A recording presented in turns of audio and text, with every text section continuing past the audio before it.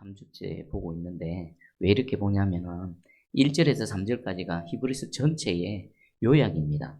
그리고 또 가장 중요한 부분입니다. 이후 4절부터 나머지 히브리서 내용 부분은 요 1절에서 3절 부분을 자세히 풀어서 설명하는 겁니다. 그래서 지금 이 부분을 좀 자세하게 보는데, 오늘은 이 하나님의 아들이 하신 일을 한번 간략하게 한번 먼저 보기를 원합니다. 지난 시간까지는 하나님의 아들 그분이 누구신가를 말씀하셨죠. 하나님이 영광의 강체시고 그 본체의 형상이시다. 그리고 많은 사람들은 우리 예수님을 어느 선상에서 인정합니까? 보통 세계 4대 성인 중에 한 사람이다라고 그렇게 존경하고 또 위대한 인물로 이렇게 받들고 있는데, 그것은 틀렸죠. 왜 틀렸습니까? 예수님은 성인 중에 한 사람이 아닙니다. 예수님은 하나님이십니다. 예수님은 창조주시고요. 예수님은 우리의 구원자 되십니다. 그래서 많은 사람들로부터 존경받을 만한 존경의 대상이 아니라 무엇의 대상입니까? 우리가 경배해야 될 경배의 대상입니다. 예배의 대상입니다. 그냥 많은 사람들 중에 도덕적으로, 윤리적으로, 또 가르침 되게 탁월하고 뛰어난 그런 가르침의 스승, 그 정도가 아닙니다. 예수님은 하나님이십니다. 그러면 오늘은 그 하나님의 아들, 그분이 이 땅에 오셔서 우리를 위해 하신 일이 무언가, 그 부분을 집중적으로 한번 보겠습니다.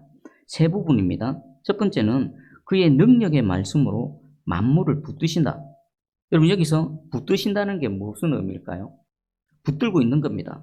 이 보면 나르다 운반하다, 원어의 뜻은 나르다 운반하다의 뜻이 있습니다. 나를 때 그냥 날라집니까? 누군가가 붙들고 힘을 줘야 움직일 수 있습니다. 누군가가 힘을 줘서 운반할 수 있습니다. 우리 물리적인 이 공간에서 움직일 때 어떻습니까? 사람이 들고 움직입니다. 아니면 기계의 힘을 빌려서 움직입니다. 근데 우리 예수님의 붙드심은 어떻습니까? 우리 물리적인 눈으로는 보이지 않습니다. 그러면 그분이 움직이시고 붙드실 때는 뭐가 있는 겁니까?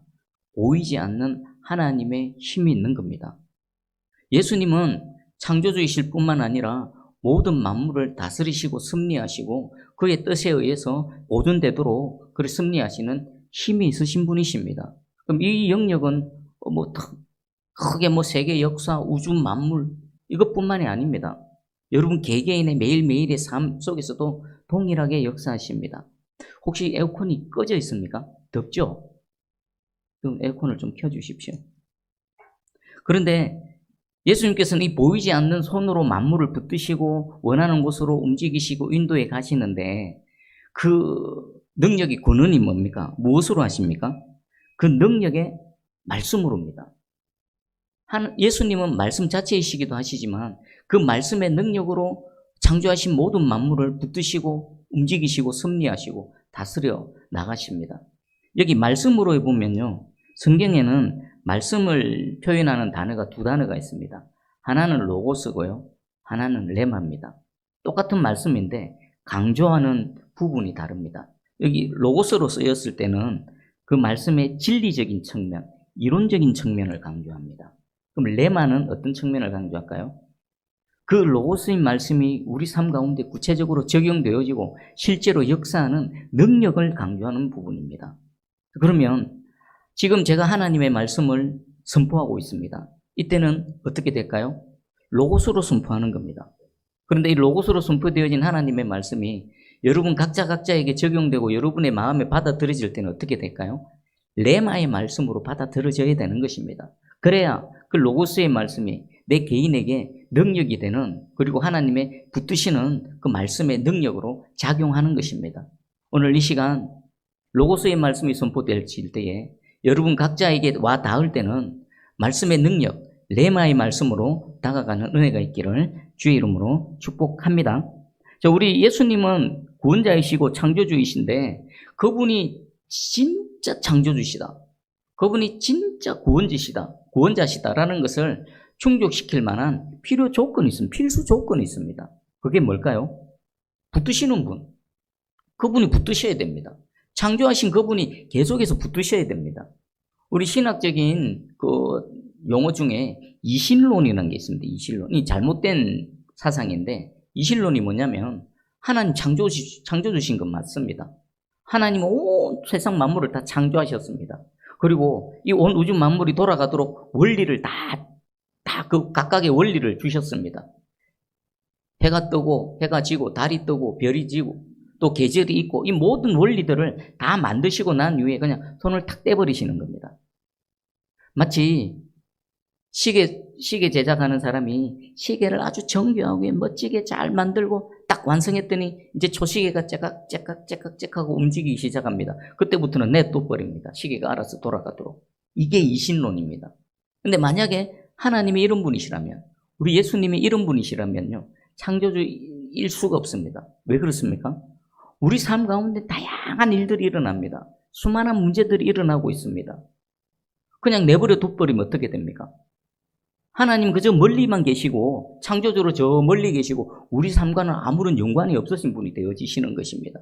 그러면 그분이 우리의 구원, 우리는 넘어지고 연약하고 또 그 자리 주저앉게 되고 질병이 들고 여러 가지 어려움 닥치는데, 만약에 그분이 우리 삶 가운데 개입하지 않으시면 우리 예배 드리는 게 모두 허사가 되어지는 겁니다. 우리가 기도하는 게 모두 허사가 되어지는 겁니다. 그렇지 않습니까? 하나님은 그냥 창조 원리대로 쭉 던져놔 놓고 그대로 내버려 두신다면 우리가 기도하는 기도의 내용이 뭡니까? 하나님이 개입해 주셔야만 되는 거지 않습니까? 우리가 할 수 없는 거 하나님의 능력이 개입해 주셔서 그것을 능력으로 행해 주셔야 우리에게는 소망이 있는 건데, 만약에 그냥 하나님은 이신론의 하나님이에요 그러면요, 그분은 창조주일 수가 없고요, 구원자가 되어질 수도 없는 겁니다. 근데 감사하게도 우리 예수님은 어떠십니까?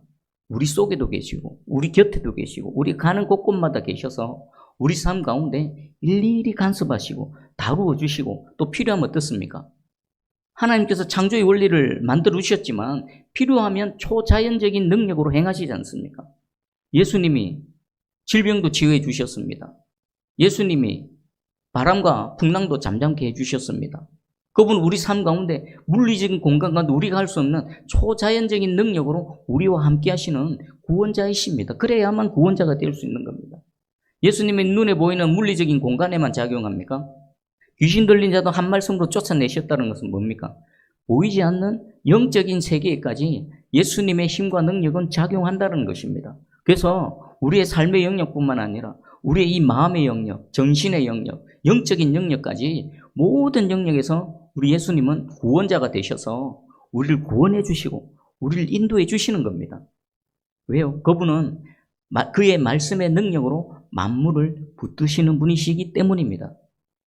이 믿음의 확신이 있으면 이 믿음으로 우리는 기도할 수 있습니다. 필요하면 주님 초자연적인 능력으로 우리를 새롭게 인도해 가실 수 있거든요. 그리고 그 믿음으로 우리는 뭐 할 수 있습니까? 복음을 힘차게 선포할 수 있는 것입니다. 그 믿음으로 우리는 하루하루를 살아갈 수 있는 것입니다. 오늘 그 하나님의 아들 예수 그리스도께서 하신 일 첫 번째였습니다. 그의 말씀의 능력으로 만물을 붙드신다. 보이지 않는 힘, 보이지 않는 손으로 저와 여러분의 삶을 붙드시고 인도하시고 승리해 가신다. 이 말씀을 믿으시기를 축복합니다. 그리고 두 번째입니다. 두 번째 보니까 그는 죄를 정결하게 하는 일을 하시고, 그리스도의 속죄사역입니다. 이 속죄사역은 예수님의 사역 중에서도 가장 근본적인 사역이죠. 죄를 정결하게 하는 겁니다. 정결케 하는 게 뭡니까? 깨끗하게 씻는 겁니다. 깨끗하게 씻는 거. 근데 예수님이 무엇을 깨끗하게 씻으셨습니까? 죄. 우리의 죄를 깨끗하게 씻으셨습니다. 이 죄가 깨끗하게 씻기지 않으면 우리는 어떻게 됩니까? 여전히 죄 가운데 있는 겁니다. 죄 가운데 있으면 어떻습니까? 죄의 종로를 타게 되고요. 죄에 끌려 사망의 권세에 끌려서 이리저리 방황하다가 결국은 죽음에까지 이를 수밖에 없습니다. 근데 예수님께서 그의 속죄사역을 통해 죄를 씻으셨습니다. 그건 뭡니까? 죄로부터 자유케 되고 죄로부터 해방되어지고, 죄로부터 자유케 되어졌다는 것은 사망에서부터 건짐을 받았다는 것입니다. 우리를 죽게 만드는 죄로부터 예수 그리스도께서 죄를 깨끗이 씻으셔서 사망에서 우리를 건져내셨습니다. 그 결과가 뭡니까? 영원한 생명을 얻는 거지요. 이 모든 것들을 한마디로 딱 한 단어로 표현하면 뭡니까? 구원입니다. 예수 그리스도의 속죄 사역을 통해서 우리에게 구원을 베풀어 주셨습니다. 근데 그 방법이 뭡니까? 여러분의 죄, 죄는 눈에 보이지 않습니다. 죄가 눈에 보이면요, 깨끗이 씻겠죠. 표백제도 뿌리든지, 아니면 뭐가 있습니까? 비누로 막 닦든지. 그런데 죄는 그렇게 해서 씻어지는 게 아닙니다. 죄는 피를 통해서 씻어지는 겁니다. 근데 그 피는 어떤 피입니까? 죄가 있는 피로서는 안 됩니다. 죄가 없는 깨끗한 피여야만 가능합니다. 근데 인류 역사상 그 피는 단 한 분밖에 없습니다. 누굽니까? 예수 그리스도, 성령으로 잉태되어지신, 아담의 그 죄 가운데 태어난 인간으로서는 안 됩니다. 성령으로 잉태되어져서 이 땅에 육신을 입고 오신 그 죄 없는 피, 예수 그리스도의 피로만 가능한 겁니다. 그래서 예수님은 자기의 피로 저와 여러분의 모든 죄를 깨끗하게 씻으셨습니다. 어디서요? 골고다 언덕 십자가에서. 그 일을 이미 다 하셨습니다. 여기 하시고를 보면 포이에오인데요. 이것은 좀 더 정확하게 표현하면 이 일을 다 행하셨다는 겁니다. 자, 질문 드릴게요. 예수님은 저와 여러분의 구원을 위해서 지금 일들을 행해 가고 있는 중입니까? 아니면 이미 다 행하셨습니까? 이미 다 행했다는 겁니다. 여기서 한번 곰곰이 이 표현을 묵상해 보십시오. 하나님이 뭔가를 목적하셨습니다. 뭔가를 뜻을 정하셨습니다. 그리고 예수 그리스도는 그 하나님의 목적과 뜻을 이루시기 위해 이 땅에 오셨습니다. 그리고 십자가에서 이미 다 해버리셨습니다. 다 일을 이루셨습니다. 그러면 무엇에 대한 보장일까요? 예수님이 하나님 뜻을 이루시기 위해서 그 일을 다 했다라는 것은요, 그 다함을 통한 결과가 어떻게 되는 겁니까? 보장이 되는 겁니다. 하나님께서는 저와 여러분의 구원을 위해서 예수 그리스도를 보내셨습니다. 그리고 우리의 죄를 씻기 위해서 그 흠없는, 죄 없는 예수의 피를 십자가에서 다 쏟게 하시고 그를 믿는 자에게 그 피의 효력이 있게 하셨습니다. 그것을 다 이루어 버리셨습니다. 그러면 그 다 이루었다는 것은 예수님의 하신 일에 대한 결과의 보장입니다. 우리 인간들도 나름대로 일을 하고 애를 쓰고 수고하면 그 일의 결과와 효력이 있지 않습니까? 그런데 하나님이 어떤 목적을 갖고 그 일을 다 이루셨다면 그 목적은 달성이 될까요? 아니면 99%만 달성될까요? 하나님이 하셨다면, 이미 다 행하셨다면 100% 달성이 되어진 겁니다. 그러면 이것이 확실히 믿으시면요, 예수님께서 하신 그 사역은 우리를 죄로부터 완전히 이미 구원하셨다는 겁니다. 죄로부터 완전히 우리를 잘라내시고 그 죄의 권세, 사망의 권세로부터 우리를 완전히 구해내셨다는 것입니다. 우리가 속죄를 위해서 우리가 더 할 게 있습니까? 십자가 외에 우리가 구원을 이루기 위해 더 할 게 있습니까? 없습니다. 만약에 더 할 게 있다면 예수님의 속죄 사역을 부정하는 겁니다. 예수님의 그 십자가 사역만으로 부족합니다. 그래서 인간이 더 노력하고 애를 쓰고 더 뭣도 해야 되고 이것도 해야 되고 저것도 해야 되고, 마치 사도 바울이 복음을 전할 때 그렇게 유대주의자들과 싸웠던 그 오류에 빠지는 겁니다. 예수님은 이미 다 이루셨습니다. 더 할 게 없습니다. 이미 우리는 구원을 받았고 여전히 올레이디 상태이지만 예수님께서 다 하셨다라면 우리는 그 과정 속에 있음에도 불구하고 이미 그 결과는 보장되어져 있다라는 이 진리를 깨닫는 저와 여러분이 되기를 주님의 이름으로 축복합니다. 아멘. 그러면 여기서 또 한 번 더 생각해 볼 게 있습니다. 예수님이 십자가에서 그 피를 통해서 우리 죄를 다 씻기시고 사망에서 완전히 구원해내셨고 이것은 완벽한 결과에 대한 보장이다. 그러면 여기서 두 갈래 반응으로 나뉩니다. 두 갈래 반응으로. 어떤 사람들이 이렇게 주장합니다. 예수님께서 우리의 모든 죄를 다 씻으셨고 우리는 완전히 구원받았으니 이제 우리는 어떻게 살든 구원에 있어서 떨어지지 않는다. 어떤 죄를 지어도 예수의 피가 그것을 다 씻으시고 우리는 반복적으로 죄를 지어도 그 가운데 있어도 괜찮다. 이렇게 주장하는 사람들이 있습니다. 우리는 이 사람들을 뭐라고 말합니까? 구원파라고 합니다. 구원파. 그건 잘못된 겁니다. 그럼 정상적인 참 믿음의 사람들이라면 그 십자가 대속의 사역 앞에 어떻게 반응해야 될까요? 나의 죄 때문에 예수님께서 십자가에 죽으셨다 그러면은 그 죄를 대하는 이 참 믿음의 사람의 태도는 어떨까요? 그 죄가 먼저는 나를 죽게 했습니다. 이미 죄로 인해 죽어 있는 나를 다시 구속하시고 다시 구원해 주시기 위해 예수님이 십자가에서 대신 목숨을 내어놓으셨다. 피를 흘리셨다. 그러면 그 죄는 뭡니까? 죄와 더불어 동거동락하고 죄를 친구 삼아 살아갈 것이 아니라 죄를 또 지어도 되고 그런 존재가 아니라 죄는 어떻습니까?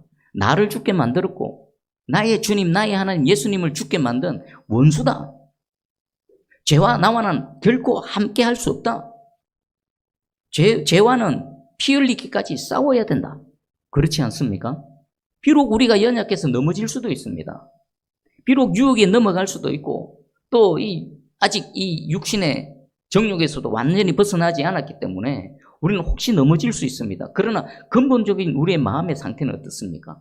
죄와 싸워야 되는 거예요. 죄와 임전무태. 예수님 나의 모든 죄를 다 사하셨지. 나는 이미 모든 죄로부터 자유케 되어졌지. 그런 마음으로 계속 죄를 가까이 하고 죄를 반복적으로 범하면요. 그 믿음은 참된 믿음이 아니라 거짓 믿음입니다. 사단에게 속는 겁니다. 아예 처음부터 예수 그리스도와 상관이 없는 겁니다. 진짜 십자가에 달리신 예수 그리스도를 바라본 자라면요. 진짜 예수 그리스도를 정결케 하는 피의 은혜, 피가 나를 덮었다라면요. 결코 죄 앞에 그렇게 반응할 수 없습니다. 죄는 나를 죽게 만들고 우리 예수 그리스도를 죽게 만든 철천지 원수다. 사단이 죄를 가지고 우리를 옆에서 유혹하고 우리를 넘어지게 할지라도 우리는 그 죄와 함께 싸워나가야 되는 겁니다. 언제까지요? 주님 품에 갈 때까지. 주님 다시 오실 그날까지 죄와 끝끝내 싸워나가서 죄와 싸워서 이기는 저와 여러분 되기를 주의 이름으로 축복합니다. 뭘 보면 알 수 있습니까? 삶의 열매를 보면 알 수 있습니다. 죄를 대하는 태도를 보면 알 수 있습니다. 구원파가 아니라 참 믿음의 소유자 되기를 주의 이름으로 축복합니다. 아멘. 그리고 세 번째가 이겁니다. 높은 곳에 계신 지극히 크신 이의 우편에 앉으셨느니라. 히브리서 12장 2절은 더 간단하게 요약합니다. 하나님 보좌 우편에 앉으셨느니라. 하나님 보좌 우편은 어디입니까? 영광의 자리입니다. 그리고 이 자리는 원래 어떤 자리입니까? 원래 예수님이 계셨던 자리입니다. 예수님이 육신을 입고 이 땅에 잠시 내려오셨죠. 왜 내려오셨습니까? 하나님의 뜻, 우리의 구원을 이루시기 위해 잠시 내려오셨지만 지금 부활하시고 승천하셔서 그 하나님 보좌 우편에 앉아 계신 그 자리는 원래 예수님이 계셨던 자리입니다. 우리의 구원을 위해 그 높고 높은 자리를 비우시고 이 낮고 낮은 이곳까지 오셔서 구원의 모든 것들을 다 이루시고는 다시 올라가셔서 그 자리에 앉아 계십니다. 앉아 있다는 것은 무슨 의미일까요?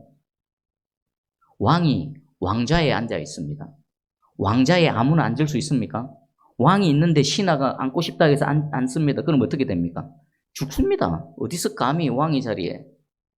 지금 예수님이 앉아 계신 것이 바로 이 영광이 예수님만이 앉아 계실 수 있는 예수님 외에는 누구도 앉을 자격이 없는 그 자리에 예수님께서 앉아 계십니다. 뭐 하십니까? 통치하시고 다스리시고 왕으로서 그 사역을 수행해 가고 계시는 것입니다. 여러분, 예수님이 지금 그곳에 앉아 계십니다. 우리가 보이지 않는 그 하늘의 영역에서 하나님의 보좌의 우편에 앉아 계셔서 우리가 지금 드린 이 예배를 예수님은 보시고 기쁘게 받으시고 계십니다. 그리고 또한 예수님의 다스리심은 어떤 의미입니까? 이제 예배 드리고 또 한 주를 살아갈 겁니다. 그럼 온 우주 만물도 다스리시고 나라와 주권과 모든 큰 영역에서도 다스리시지만 저와 여러분의 개인의 삶에도 우리 예수님은 세밀하게 관찰하시고 세밀하게 바라보시고 혹시 뭐 필요한 건 없나? 혹시 뭐 어려움은 없나? 마치 부모가 어린 자녀를 살피듯이 그렇게 살피실 뿐만 아니라 필요를 채우시고 우리의 앞길을 인도해 하실 줄 믿습니다. 여러분 가정이나 여러분 사랑하는 자녀들이나 특별히 우리 새순교회 공동체, 우리 모든 사역 가운데도 하나님께서 동일하게 은혜를 베풀어 주실 줄 믿습니다.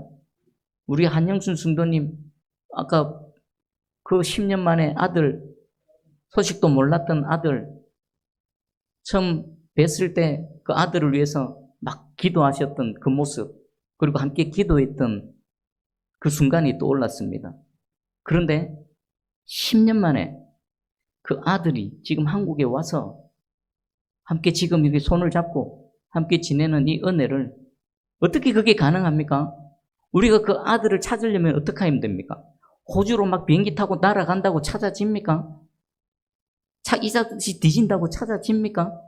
여기서 하늘에 계신 하나님, 우리 하나님 보좌 우편에 앉아 계신 예수 그리스도께 기도했더니 그 예수님께서 들으시고 우리가 알지 못하는 영역에서 수많은 영역에서 그 아들 삶 가운데 터치하고 또 찾아가시고 개입하시고 마침내 그 기도를 들으시고 눈앞에 떡 나타나게 해주시고 안아볼 수 있도록 그 육체, 보고 싶었던 그 아들을 손잡아 보게 하시고 안아보게 하시는 이 은혜 어떻게 가능합니까? 우리 예배드리는 이 하나님이, 우리 예수님이 하나님 보좌 우편에 앉으셔서 다스리시고 통치하시니까 가능한 일입니다. 저와 여러분은 힘이 없습니다. 능력 없습니다. 그러나 우리가 기도하고 예배드리며 신앙생활을 할 수 있는 이유가 뭡니까? 그분은 지금도 그의 말씀의 능력으로 우리를 붙드시고 계시고요. 그리고 그분은 우리의 모든 죄를 이미 정결케 하신 것, 그리고 삶을 통해서 죄로부터 자유케 되어졌고 사망의 권세에서 벗어났음을 우리의 매일의 삶을 통해 증명해 보이실 것입니다. 그리고 그분은 지금도 보좌 우편에 앉아 계셔서 만물을 다스리실 뿐만 아니라 나 같은 일개 미물과 같은 저와 여러분의 개개인의 인생 가운데도 작은 신음소리 하나 놓치지 않으시고 하나님 들으시고 응답하시는 줄 믿습니다. 이것을 확실히 알 때 우리는 어떻습니까? 믿음의 위기가 오고 이 히브리서 원래 저자들인 이 히브리인 유대인들이 신앙의 위기를 맞았을 때에 그 위기를 극복할 수 있는 유일한 방법이고 가장 확실한 방법이 뭡니까? 이분이 누군가, 이분이 하신 일이 무엇인가를 정확하게 아는 겁니다.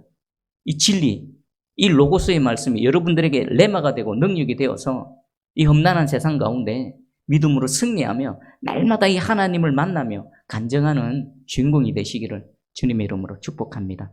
아멘.